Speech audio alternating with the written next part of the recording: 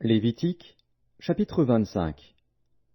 L'Éternel parla à Moïse sur la montagne de Sinaï, et dit, Parle aux enfants d'Israël, et tu leur diras, Quand vous serez entrés dans le pays que je vous donne, la terre se reposera. Ce sera un sabbat en l'honneur de l'Éternel. Pendant 6 années tu ensemenceras ton champ, pendant 6 années tu tailleras ta vigne, et tu en recueilleras le produit. Mais la 7e année sera un sabbat, un temps de repos pour la terre, un sabbat en l'honneur de l'Éternel. Tu n'ensemenceras point ton champ, et tu ne tailleras point ta vigne. Tu ne moissonneras point ce qui proviendra des grains tombés de ta moisson, et tu ne vendangeras point les raisins de ta vigne non taillée. Ce sera une année de repos pour la terre. Ce que produira la terre pendant son sabbat vous servira de nourriture, à toi, à ton serviteur et à ta servante, à ton mercenaire et à l'étranger qui demeure avec toi, à ton bétail et aux animaux qui sont dans ton pays. Tout son produit servira de nourriture. Tu compteras 7 sabbats d'année, 7 fois 7 années, et les jours de ces 7 sabbats d'année feront 49 ans. Le 10e jour du 7e mois, tu feras retentir les sons éclatants de la trompette. Le jour des expiations, vous sonnerez de la trompette dans tout votre pays. Et vous sanctifierez la 50e année, vous publierez la liberté dans le pays pour tous ses habitants. Ce sera pour vous le jubilé. Chacun de vous retournera dans sa propriété, et chacun de vous retournera dans sa famille. La 50e année sera pour vous le jubilé.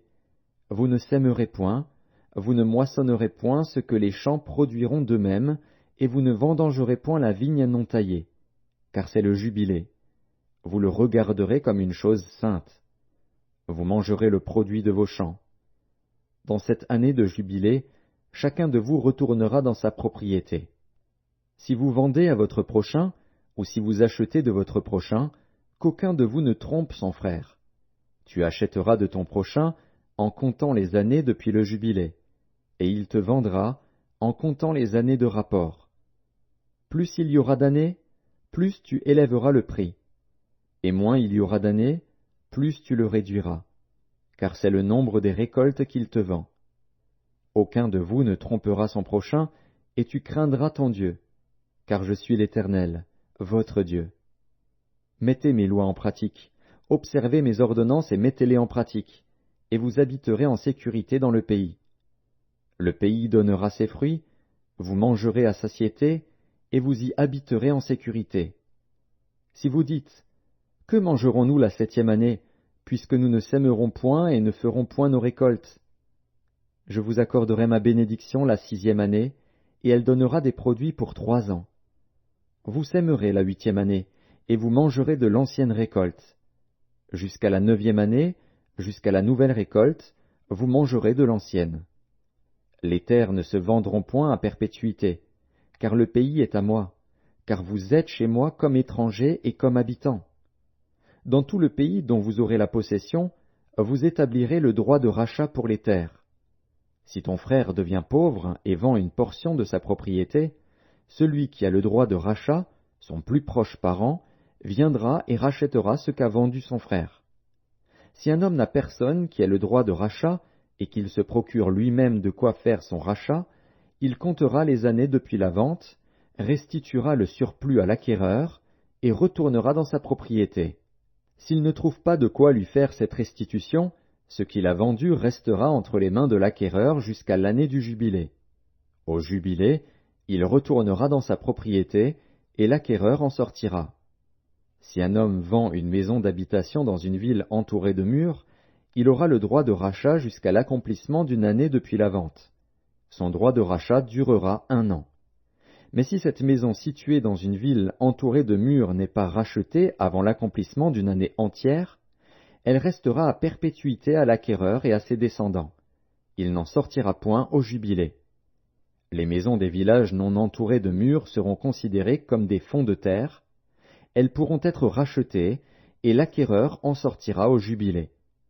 Quant aux villes des Lévites et aux maisons qu'ils y posséderont, les Lévites auront droit perpétuel de rachat. Celui qui achètera des Lévites une maison sortira au jubilé de la maison vendue et de la ville où il la possédait, car les maisons des villes des Lévites sont leur propriété au milieu des enfants d'Israël. Les champs situés autour des villes des Lévites ne pourront point se vendre, car ils en ont à perpétuité la possession. Si ton frère devient pauvre, et que sa main fléchisse près de toi, tu le soutiendras.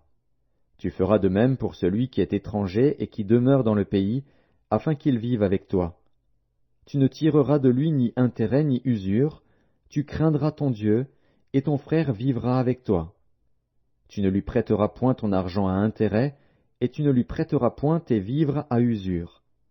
Je suis l'Éternel, ton Dieu, qui vous ai fait sortir du pays d'Égypte, pour vous donner le pays de Canaan, pour être votre Dieu. Si ton frère devient pauvre près de toi, et qu'il se vende à toi, tu ne lui imposeras point le travail d'un esclave.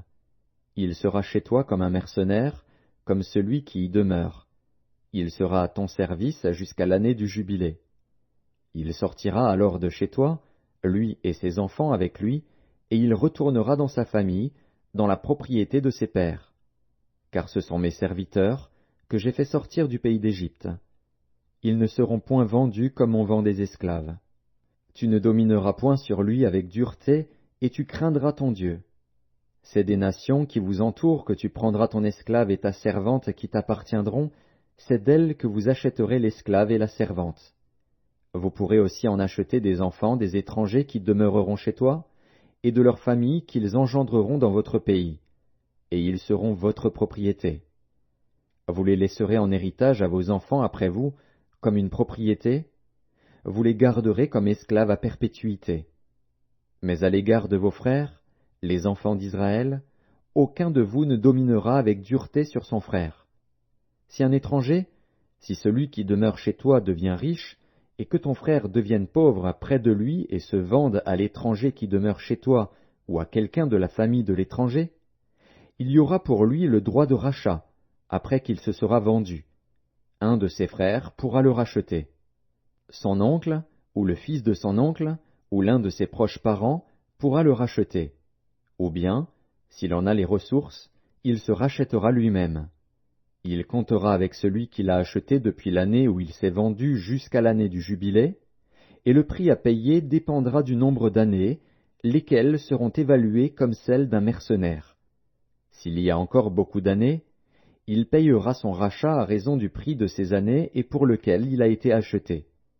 S'il reste peu d'années jusqu'à celle du jubilé, il en fera le compte, et il payera son rachat à raison de ces années. Il sera comme un mercenaire à l'année, et celui chez qui il sera ne le traitera point avec dureté sous tes yeux. S'il n'est racheté d'aucune de ces manières, il sortira l'année du jubilé, lui et ses enfants avec lui. Car c'est de moi que les enfants d'Israël sont esclaves. Ce sont mes esclaves, que j'ai fait sortir du pays d'Égypte. Je suis l'Éternel, votre Dieu.